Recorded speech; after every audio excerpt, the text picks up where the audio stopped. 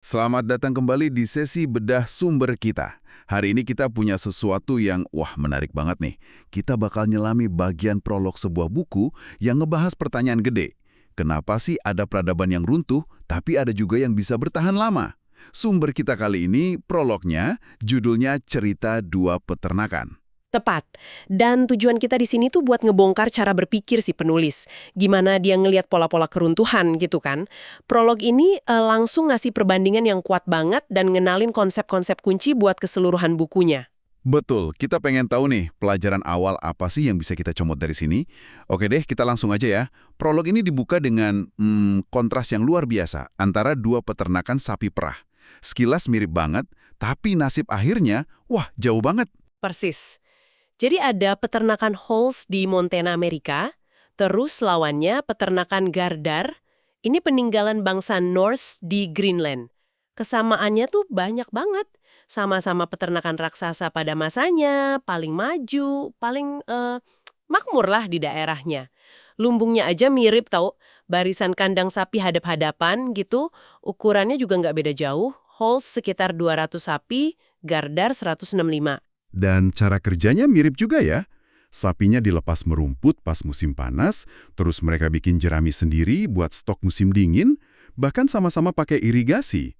Lokasinya juga katanya mirip ya. Pemandangan bagus, gunung salju, ada sungai atau fjord yang banyak ikannya, sampai narik turis juga. Iya, pemiliknya juga sama-sama tokoh penting gitu di masyarakatnya, religius lagi. Wah, kalau didengerin sekilas kayak cerita kembar ya. Nah, itu dia, bahkan tantangannya pun mirip. Karena lokasinya agak terpencil gitu ya, jadi agak susah bersaing sama daerah lain, ekonominya juga bergantung banget sama faktor luar, kayak selera pasar atau ancaman dari musuh yang jauh. Jadi bukan cuma fisiknya aja yang mirip, tapi kerentanannya juga mirip. Nah, ini nih. Setelah semua kesamaan itu dipaparin, penulis langsung ngasih perbedaan paling penting yang bikin kita, kaget. Kondisi mereka sekarang. Itu dia kuncinya. Peternakan Halls, ini punya keluarga Halls ya, 5 bersaudara, sekarang sukses besar di Bitterroot Valley, Montana. Malah daerahnya Ravalli County itu salah satu yang pertumbuhannya paling cepat di Amerika. Penulisnya cerita dia sempat ke sana langsung, lihat sendiri. Kesannya, ya ampun susah banget ngebayangin peternakan ini atau Amerika Serikat gitu, bakal runtuh dalam waktu dekat. Terus yang Gardar? Gardar. Tinggal reruntuhan aja sekarang. Bekas peternakan uskup Norse di Greenland Barat Daya itu udah ditinggalin lebih dari 500 tahun yang lalu. Seluruh peradaban Norse Greenland itu lenyap sama sekali. Ribuan orang mati kelaparan, ada konflik, atau pergi ninggalin tempat itu sampai nggak bersisa. Yang ada sekarang cuma, ya sisa-sisa dinding batu lumbung sama katedralnya aja. Dulu padahal megah banget itu. Wow, kontrasnya benar-benar nusuk ya. Iya kan, Gardar itu dulu ya sama kayak Hulls sekarang, lagi di puncak-puncaknya. Mungkin buat orang-orang Gardar waktu itu kemakmuran mereka terasa bakal selamanya gitu. Keruntuhan mereka itu mungkin sama nggak kebayangnya kayak kita sekarang ngebayangin masyarakat modern kita runtuh. Ini kayak pengingat keras kalau kejayaan itu bisa rapuh banget. Ini langsung bawa kita ke inti masalahnya ya. Bahwa masa lalu itu bukan cuma cerita dongeng, tapi kayak database gede banget gitu. Isinya eksperimen-eksperimen peradaban manusia.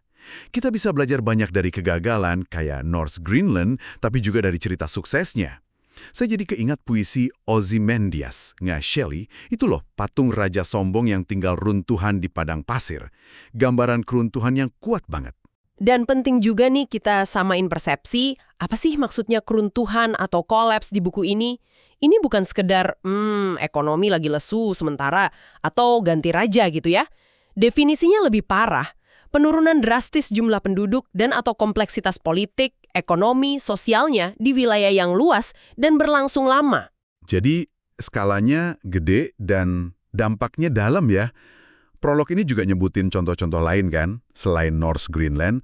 Ada Anasazi sama Cahokia di Amerika Utara, terus Maya yang terkenal itu di Amerika Tengah, Moche sama Ciwanaku di Amerika Selatan, Yunani Maesena, Kreta Minoan di Eropa, Zimbabwe Raya di Afrika, sampai Angkor Wat sama Harappa di Asia, terus Pulau Paskah juga. Banyak banget ya contoh peradaban maju yang akhirnya hilang. Nah, ngelihat daftar sepanjang itu, gampang banget kita kepleset ke salah satu dari dua pandangan ekstrim tentang orang-orang zaman dulu. Dan dua-duanya ini dibahas dan dibantah di prolog di bawah ide Vanished Edens, Taman Eden yang hilang. Oh ya, apa aja tuh dua pandangan ekstrim itu? Yang pertama, pandangan yang agak rasis gitu ya, yang nganggap masyarakat kuno itu ya inferior, primitif, keruntuhan mereka dianggap bukti mereka nggak mampu. Terus yang kedua, kebalikannya banget. Pandangan romantis yang bilang mereka itu superior secara ekologi, hidupnya harmonis sama alam kayak di Taman Eden, sebelum dirusak sama kita, peradaban modern. Nah, prolog ini bilang dua-duanya keliru. Loh, kenapa keliru? Bukannya ada ya suku-suku adat yang kayaknya hidupnya selaras banget sama alam? Kelirunya itu karena mandang masyarakat masa lalu sebagai sesuatu yang secara fundamental beda sama kita. Padahal tantangan buat ngelola sumber daya alam secara berkelanjutan itu selalu ada dan selalu susah. Dari dulu, sejak manusia modern kayak kita muncul puluhan ribu tahun lalu. Bukannya nggak ada yang berhasil ya, tapi susahnya itu universal. Jadi, masalah ngeksploitasi berlebihan itu bukan penyakit zaman modern aja dong? Sama sekali bukan. Prolog ini nunjukin pola yang jelas banget, berulang terus dalam sejarah. Tiap kali manusia datang ke daratan baru yang kaya sumber daya, yang belum dijamah, kayak Australia sekitar 46.000 tahun lalu, terus benua Amerika, Madagaskar, pulau-pulau Mediterania, sampai Pasifik, kedatangan mereka itu hampir selalu diikuti sama kepunahan massal, hewan-hewan gede di sana, megafauna namanya. Penyebabnya apa tuh biasanya? Biasanya kombinasi beberapa hal. Hewan-hewan itu kan belum pernah ketemu manusia ya, jadi nggak punya rasa takut alami, gampang banget diburu. Terus habitatnya berubah karena aktivitas manusia, misalnya bakar lahan buat buka ladang. Dan manusia juga bawa spesies invasif, hewan lain, tanaman, atau penyakit baru yang merusak ekosistem asli. Nah ini pelajaran penting banget. Tiap masyarakat, mau dulu atau sekarang, itu punya potensi kejebak dalam eksploitasi sumber daya yang berlebihan. Awalnya kan sumber daya itu kelihatannya banyak banget, gak bakal habis. Tanda-tanda mulai menipis itu sering nggak kelihatan jelas karena ketutup sama naik turunnya kondisi alamnya dari tahun ke tahun. Misalnya panen kadang bagus banget, kadang jelek banget gitu kan. Dan yang paling susah kayaknya, buat sepakat bareng-bareng gitu ya, buat bertindak sebelum telat. Nah itu dia. Ngelola sumber daya milik bersama commons buat jangka panjang sambil ngadepin ketidakpastian, terus nyeimbangin kebutuhan sekarang sama keberlanjutan nanti, itu tantangan universal. Ini bukan soal orang dulu sama orang sekarang beda moral atau beda pinter, bukan itu masalahnya. Oke, jadi jelas ya, keruntuhan itu kompleks, dan ngelola sumber daya itu susah dari dulu. Terus, gimana caranya kita nganalisis faktor-faktor penyebabnya biar lebih sistematis? Nah, di sini penulis nawarin kerangka berpikirnya kan? Betul. Biar nggak bingung sama kerumitan ini, prolog kenalin yang namanya kerangka 5 poin atau 5-point framework. Anggap aja ini kayak semacam peta atau daftar checklist lah, buat memahami kenapa suatu masyarakat bisa runtuh. Atau sebaliknya, malah berhasil bertahan ngadepin tekanan. Apa aja tuh 5 poin itu? Poin pertama itu kerusakan lingkungan yang disebabkan sama manusia, nebang hutan sembarangan, erosi tanah, polusi, ya gitu-gitulah. Kedua, perubahan iklim bisa yang alami, bisa juga yang mungkin dipicu sama manusia. Ketiga, hubungan sama tetangga yang nggak akur, perang, ancaman militer. Keempat, hubungan sama mitra dagang yang akur, misalnya jalur dagangnya putus atau sumber daya penting dari luar hilang. Dan yang kelima, ini kayaknya yang paling rumit ya? Iya, benar. Poin kelima ini adalah respons masyarakat terhadap masalah-masalah mereka. Bisa masalah lingkungan tadi, poin 1 dan 2, bisa juga masalah non-lingkungan, poin 3 dan 4. Nah, respons ini, atau malah nggak ada respons sama sekali, itu dipengaruhi banget sama institusi politik, ekonomi, sosial masyarakat itu. Plus nilai-nilai budaya mereka, gimana cara mereka ambil keputusan, gimana mereka nyelesain konflik, gimana mereka ngerencanain masa depan. Jadi, kerangka ini nggak nyalahin lingkungan doang ya, justru nekenin interaksi antara tantangan dari luar lingkungan, iklim, tetangga, mitra dagang, sama faktor dari dalam masyarakat itu sendiri, yaitu gimana mereka nanggepinnya. Persis, dan ini penting banget digarisbawahi, prolog juga nekenin ini. Kerangka ini nggak bilang kalau kerusakan lingkungan itu selalu jadi penyebab utama di tiap kasus keruntuhan loh ya. Faktor lain bisa aja lebih dominan. Prolog malah ngasih contoh keruntuhan yang utamanya bukan karena lingkungan.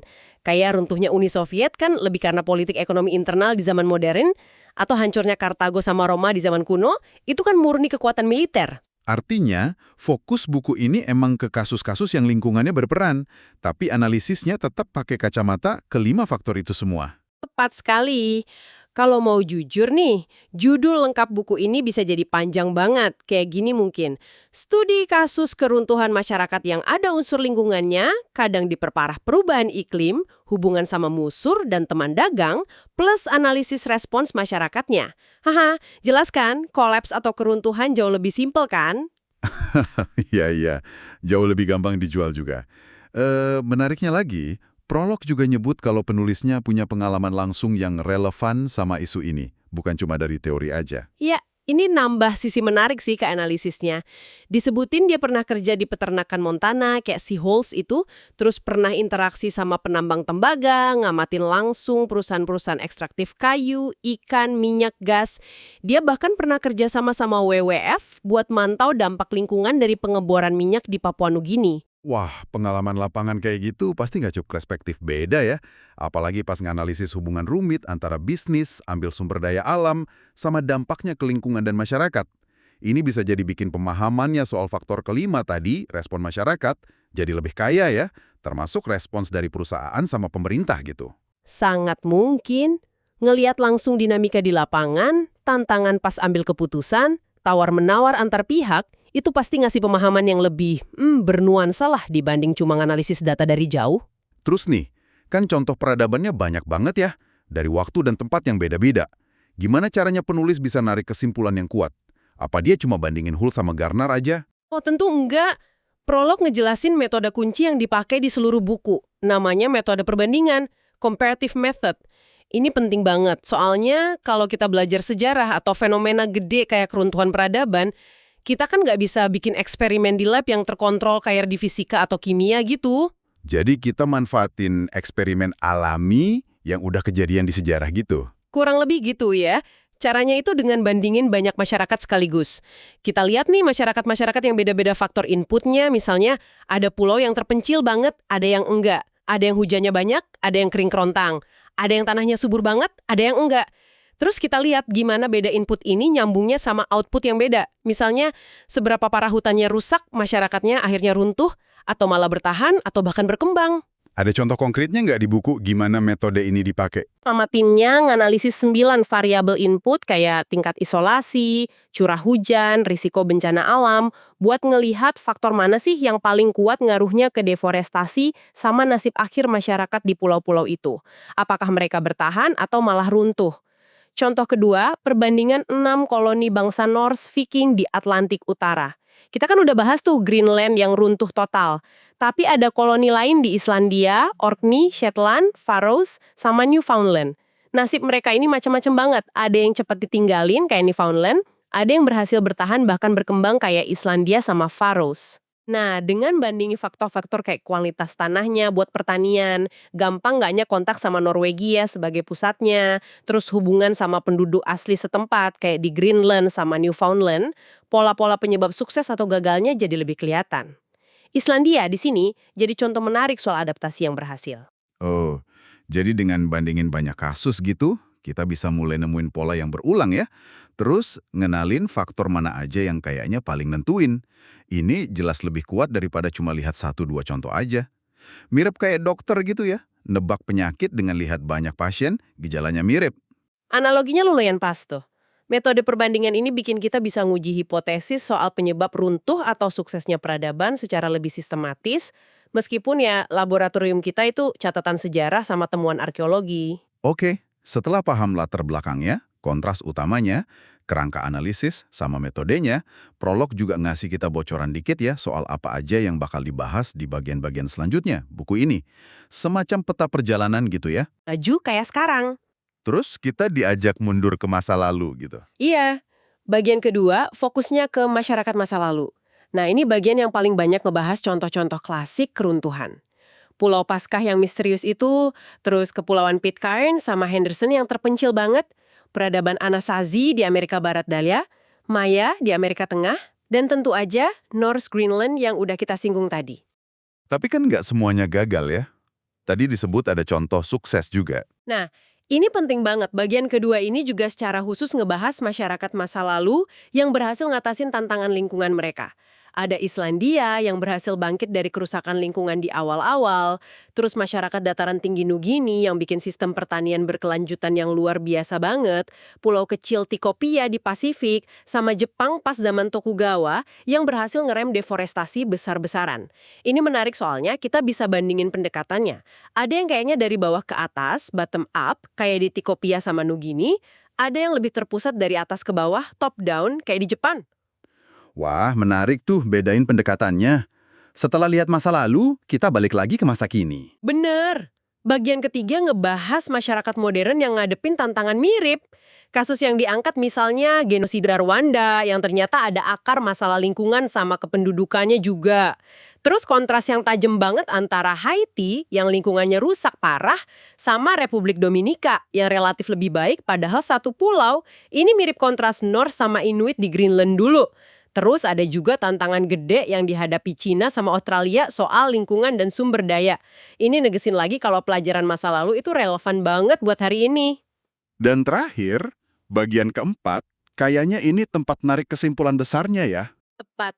Bagian keempat ini nyoba ngambil pelajaran praktisnya. Kenapa sih masyarakat, bahkan yang pinter-pinter sekalipun, sering banget bikin keputusan bareng-bareng yang jelek buat jangka panjang. Terus gimana seharusnya hubungan antara dunia bisnis sama lingkungan? Dan yang paling penting, apa artinya semua ini buat kita yang hidup di abad 21 ini? Wah, kedengarannya kayak perjalanan intelektual yang penting banget dan bisa buka mata nih. Jadi, kalau kita rangkum inti dari prolog ini ya, kita disuguhi kontras kuat Hulse versus Gardar sebagai pengingat kalau peradaban itu rapuh. Kita dikasih definisi keruntuhan yang serius. Kita diingatin kalau ngelola lingkungan itu tantangan universal dari dulu. Kita dibekali kerangka 5 poin buat analisis yang komprehensif, kita dijelasin metode perbandingan sebagai alat ilmiahnya, dan kita dikasih gambaran peta perjalanan isi bukunya. Rangkumannya pas banget. Prolog ini benar-benar berhasil nyiapin panggungnya, nunjukin betapa kompleksnya masalah keruntuhan ini, jarang banget penyebabnya cuma satu, dan negasin relevansinya belajar dari sejarah, baik dari gagalnya maupun suksesnya, buat ngadepin tantangan masa depan kita sendiri. Emang sih, pas ngelihat cerita Gardner itu, jadi kepikiran, jangan-jangan orang zaman itu juga ngerasa aman-aman aja ya. Susah ngebayangin peradaban mereka bakal berakhir. Sama kayak kita sekarang mungkin yang susah ngebayangin skenario terburuk buat masyarakat kita. Dan ini mungkin bawa kita ke satu pemikiran terakhir nih buat Anda renungkan. Mengingat kontras Hulse dan Gardner tadi, terus kerangka 5 faktor itu, seberapa yakin sih kita kalau masyarakat kita sekarang dengan semua teknologi canggih dan pengetahuannya lebih mirip Hulse yang lagi jaya? Atau jangan-jangan, tanpa sadar, kita punya beberapa kemiripan sama Gardner di masa-masa sebelum mereka runtuh? Faktor mana dari kelima poin itu? Kerusakan lingkungan, perubahan iklim, gesekan sama tetangga, ketergantungan sama mitra dagang, dan terutama respons kolektif kita yang mungkin lampu merahnya udah nyala di sekitar kita, tapi kita cuekin aja, karena ya mungkin terbuai sama naik turun jangka pendek, atau terlalu fokus sama pertumbuhan ekonomi melulu. Pertanyaan reflektif yang dalam dan relevan banget. Terima kasih banyak udah nemenin kita ngebongkar lapisan-lapisan makna dari prolog ini. Tentu aja, ini baru pemanasan ya. Masih banyak banget detail, studi kasus, dan nuansa lain yang bisa kita gali lebih dalam dari sumber ini di lain kesempatan. Selalu ada hal baru buat dijelajahi lebih lanjut. Oke deh, sampai jumpa di kajian kita berikutnya. Tetaplah kritis dan jangan berhenti belajar.